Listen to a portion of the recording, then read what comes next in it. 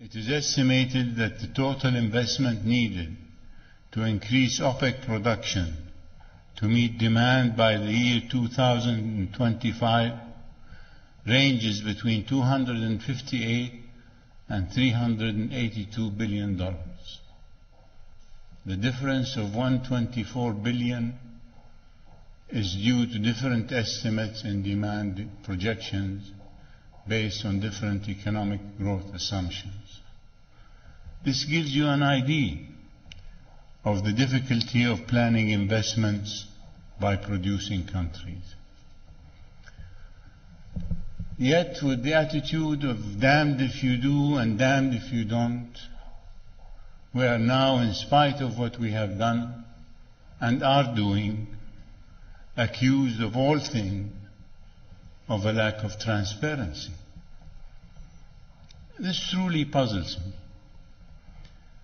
How can we lack transparency when we have published our production capacity, our oil and gas reserves, and the current and future production plan?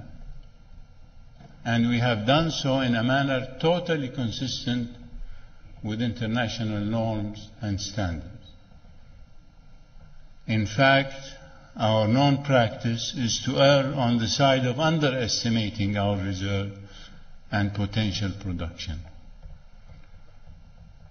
Let us face it, additional data will not stop endless questions and challenges raised by those who get publicity and consulting fees for questioning everything we do. No amount of data and analysis can convince a truly dedicated conspiracy theorist.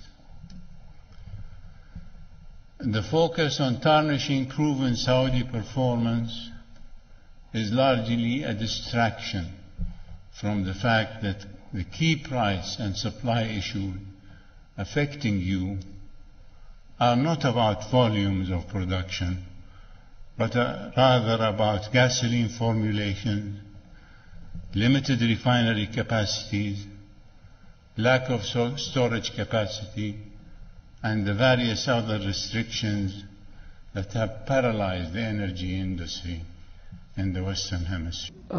Generated question marks in the minds of investors and oil companies, which has led to a reduction or a shortage in investments in the infrastructure of oil and gas, which sets the stage for the inability to produce the amounts required to sustain the world's energy needs. Yeah. And so our argument is we need to be rational and we need to think long-term in how we deal. Well, here comes Johnny. Look at what was happening today. Who's talking about climate change now? Yeah. Who's talking about but attending to energy security, first and foremost? Look at the countries that juggled their own energy mix. Look at how much people are advancing the idea of thoughts. We should focus on energy, on oil and gas, and we are pro-producing oil and gas. And pro, hallelujah, pro using coal.